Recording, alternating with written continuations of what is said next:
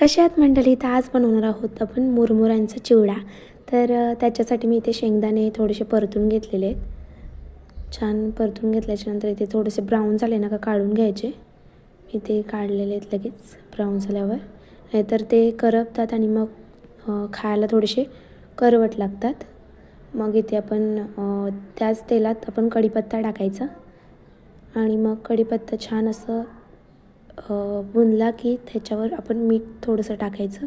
मीठ वगैरे टाकून घेतल्याच्यानंतर त्यांना छान असं मिक्स करायचं. मग आपण टाकूया हळद. मस्त हळद टाकून घ्यायची छान, कारण हळद छान कलर देते त्याला मुरमुऱ्यांना.